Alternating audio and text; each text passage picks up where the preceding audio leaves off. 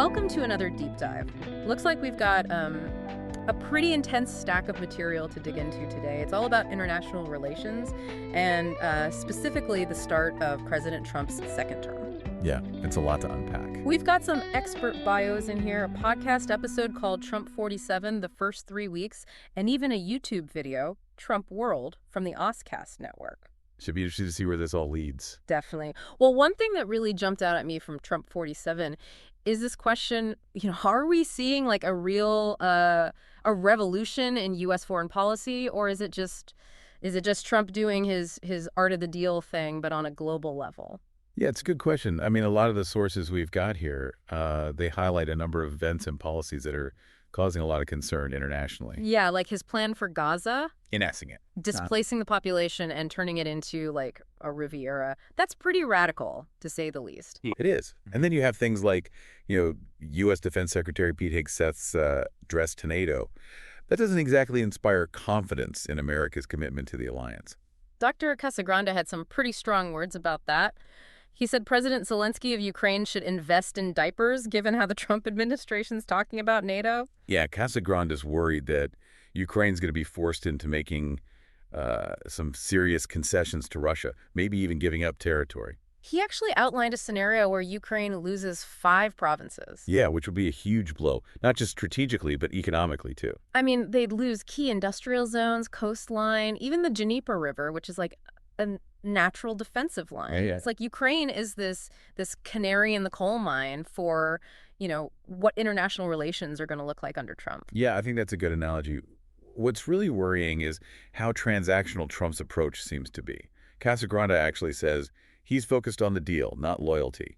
What can Zelensky offer compared to Putin? So what about Ukraine's offer of like $500 billion worth of rare earth metals to the U.S.? Is that a good enough bargaining chip, or is it just, desperation? It's tough to say. Rare earth metals are they're essential for all kinds of technology, smartphones, military hardware. Yeah. So it's definitely a significant offer on paper. Okay. But whether it's enough to sway Trump, if Putin comes up with something better, who knows? And this uncertainty is causing a lot of anxiety within NATO, right? The podcast talked about the Nordic Baltic 8, these nations that are particularly worried about Russian expansion. Yeah. And, there are some historical parallels here that are a little unsettling. Casagranda compares the situation to Russia's invasion of Georgia back in 2008. Oh, wow. And then on top of all this, you have Germany deciding to remilitarize. They want to build the 3rd largest military in the world. Yeah, which raises the question, can Germany actually pull that off? I mean, they've got economic challenges, demographic issues. Are they really capable of becoming a serious counterweight to Russia? Dr. Bruni argued that Germany needs to address its population decline. He said immigration is key if they want to achieve that kind of military buildup. Right. But that's not so simple, is it? You've got the rise of the AfD, the Alternative for Germany party. They're a far-right party, and they're pushing a lot of anti-immigrant sentiment. Which just makes everything even more complicated. Absolutely. And it's not just Germany. France is dealing with its own internal divisions, with the National Front gaining ground there. It's like the traditional center of gravity in Europe is kind of dissolving. It really does feel that way. And this sense of uncertainty, it's not just limited to Europe. The podcast also shifts its focus to the Asia-Pacific region, specifically Japan. And they're remilitarizing too, right? Kind of breaking free of those post-World War II restrictions. Exactly. They're working around Article 9 of their constitution, building aircraft carriers.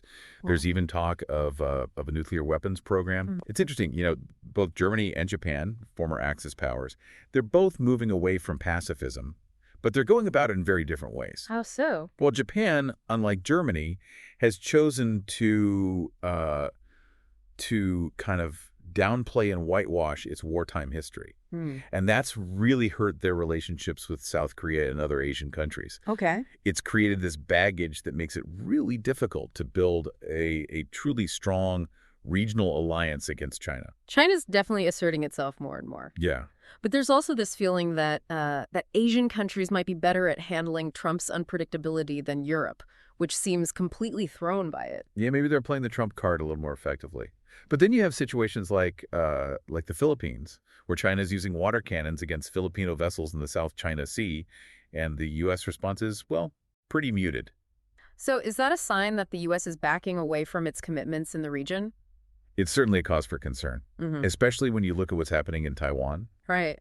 The sources talked about this window of opportunity for China to try and take control of Taiwan, maybe between 2027 and 2030. Yeah.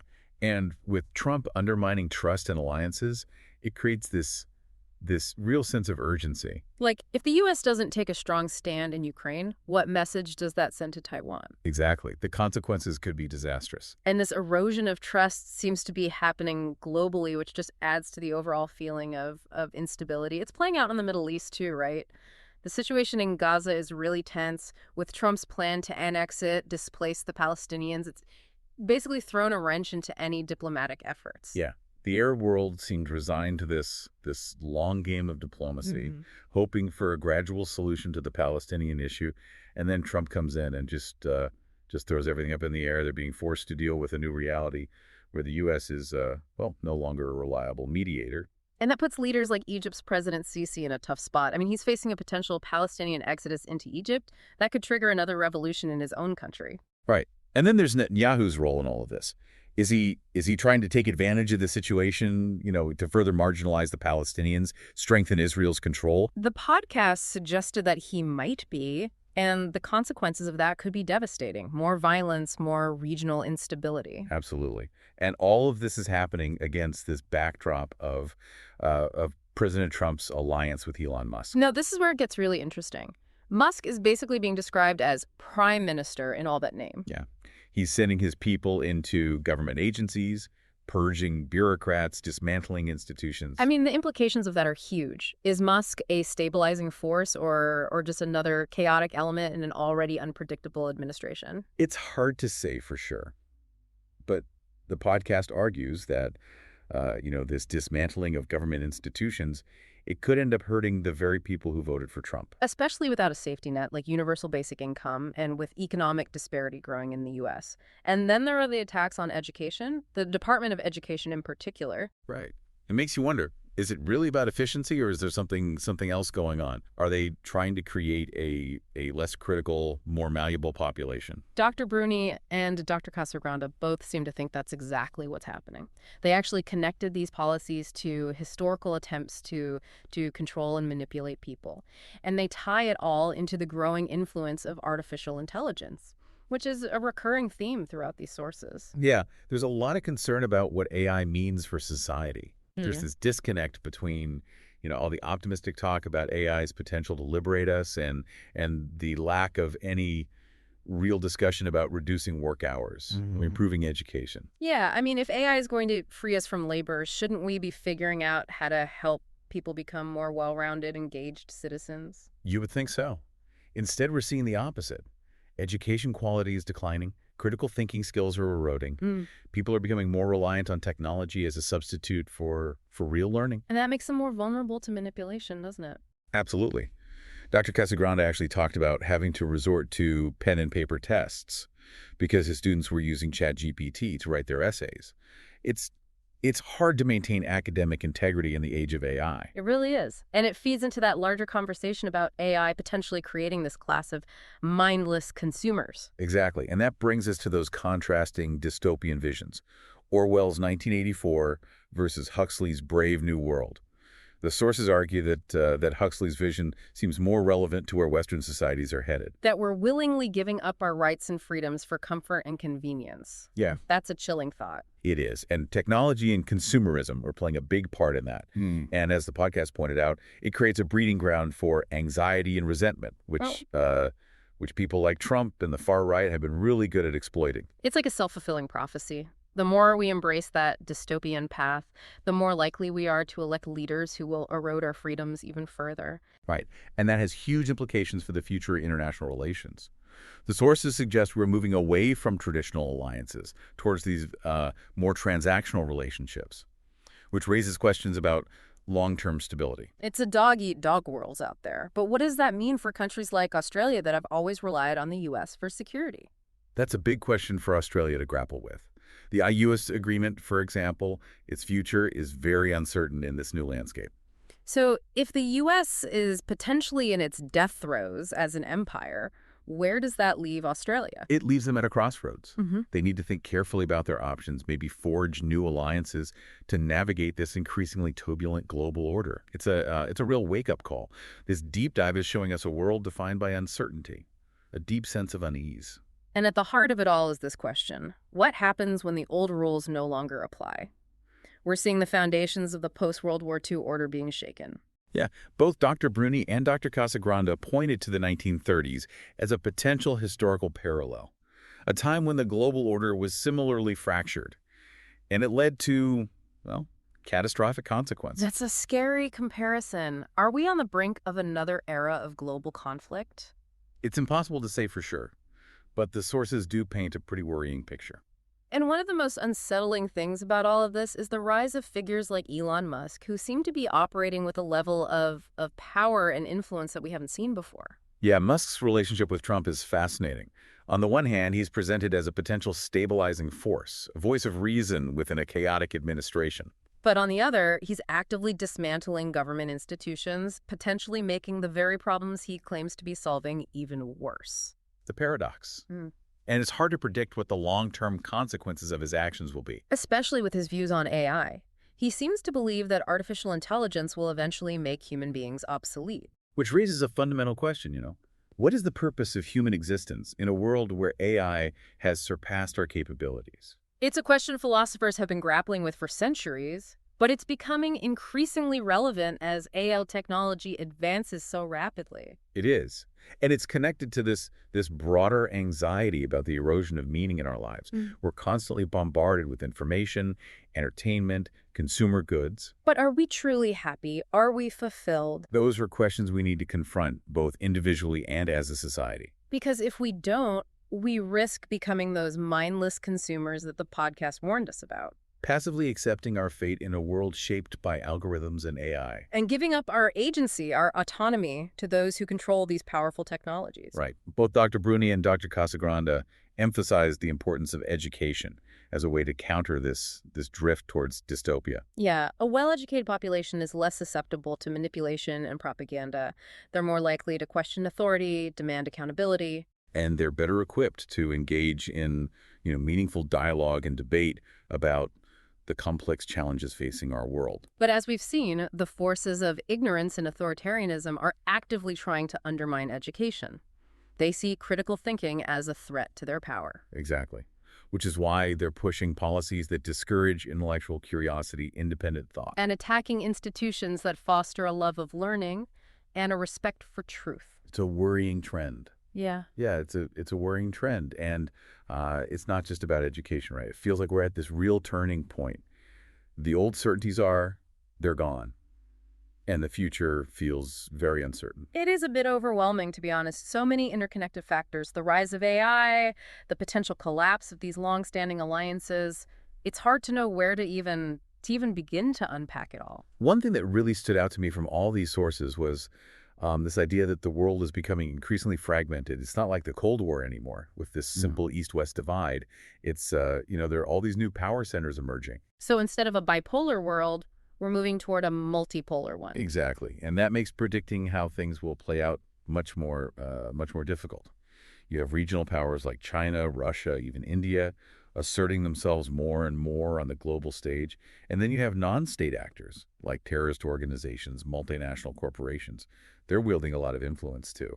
It's almost like we're going back to a time before there were any clear international rules or norms, when power and self-interest were the primary drivers of foreign policy. There are definitely echoes of that, but the stakes are so much higher now, right? I mean, we're dealing with these existential threats like climate change, nuclear proliferation, things that require global cooperation to address. It feels like a real paradox. We need to work together more than ever, but we're also drifting further apart. That's the real challenge we're facing. How do we bridge those divides? How do we find that common ground in a world that's becoming increasingly complex and fragmented?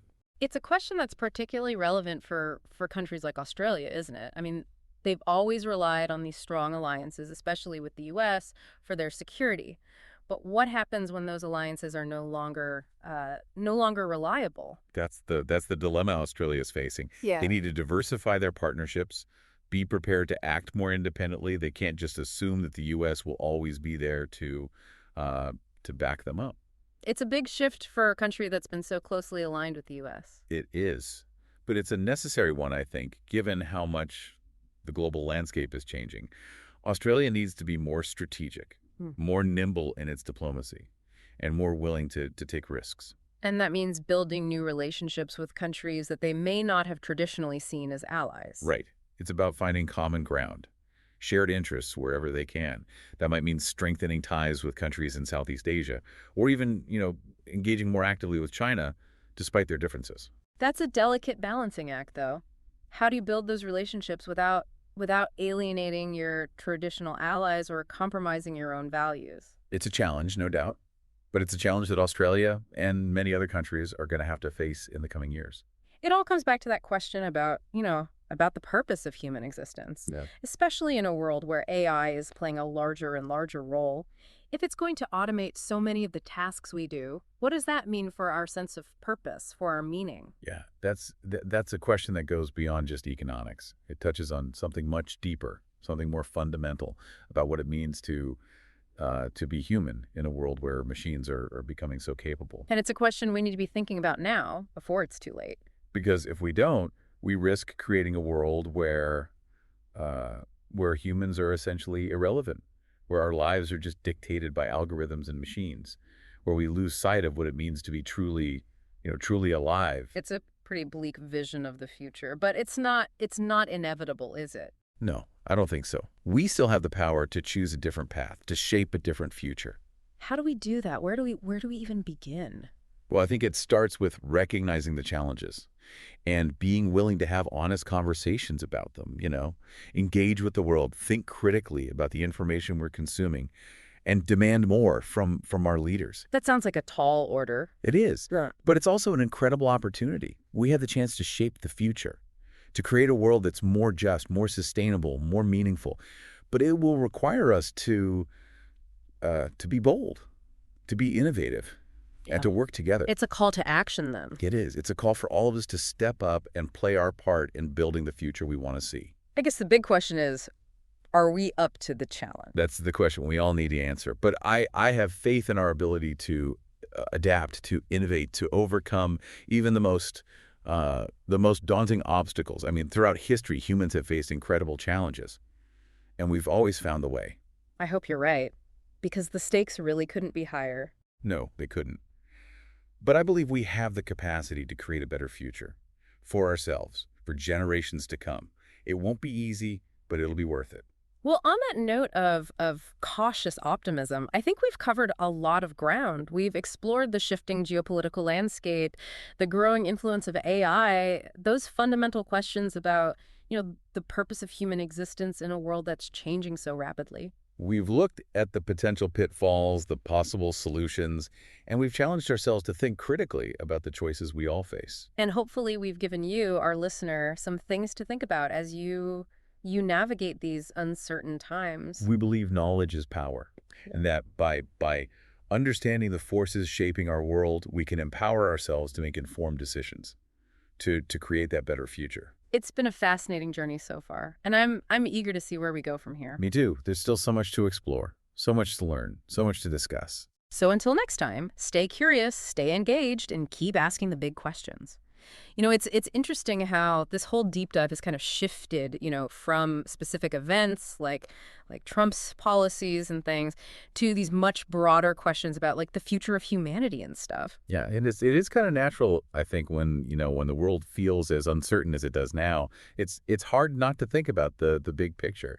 We're not just talking about alliances changing or economic policies. It's like the very foundations of our society are being challenged. And technology seems to be a big part of that, especially AI. I mean, it's disrupting everything, the job market, the way we talk to each other. Yeah, it's making us ask some pretty fundamental questions about what it even means to be human. Like, if machines can do so many of the things we do now, even creative stuff, what makes us special? What gives our lives meaning? I guess the optimistic view is that AI will free us up from all the boring stuff, give us more time to do things we enjoy, be more creative. It could. It definitely could. But It- but that means we have to adapt. We have to evolve. We can't just sit around and wait for this perfect future to happen, right? We got to invest in education, retraining, make sure people have a safety net, so that everyone benefits, not just a small group. And we have to be aware of the potential downsides too, right? Like AI being used for surveillance or manipulation, even control. Absolutely. These are conversations we need to be having now while we still have a chance to shape how AI is developed and used. We need to think about ethics, regulations, safeguards. Make sure AI serves us, not the other way around. But technology moves so fast. It feels like a race against time. It's Mm. hard for policymakers, even ethicists, to keep up. It is a challenge, but we can't ignore it. The decisions we make now, they'll have a huge impact on the future, not just for us, but for our kids, our grandkids. So what can we do? Like as individuals, it's easy to feel kind of overwhelmed by all this. Well, the first step is awareness. Just paying attention to what's happening. Have those conversations, challenge assumptions, be a critical consumer of information, especially with all the stuff on social media. And hold our leaders accountable, right? Make them address these issues, make decisions that put humanity first long term. Exactly. We can't just leave it to the experts, the politicians. We all have a role to play. We need to be active, be engaged, be willing to stand up for what we believe in. So it's about individual action, but also collective action. It's both. It's about understanding that we're all in this together and our choices matter. It's about finding common ground, building those bridges, working together to make things better for everyone. So there is hope. Like amidst all the uncertainty, the anxiety, there's still reason to be optimistic. I think so. I do. Humans are incredibly resilient. We're resourceful. We're good at innovating, at collaborating, at being compassionate. If we tap into those qualities, I think we can get through this. Create a world that's truly worthy of being human. Wow, that's a powerful thought to end on. I hope it stays with you. Well, we've covered a lot of ground today. President Trump's return, the rise of AI, the changing global landscape, The challenges, the opportunities, the anxieties, the hopes. and most importantly, we've invited you to join us, to think about these issues, to engage with them in a real way. We believe knowledge is power. Uh-huh. And by understanding what's happening, we can all make better decisions, create a better future. Thank you for joining us on this deep dive. We hope you'll join us again next time as we explore more of, the biggest issues facing us today. Oscar.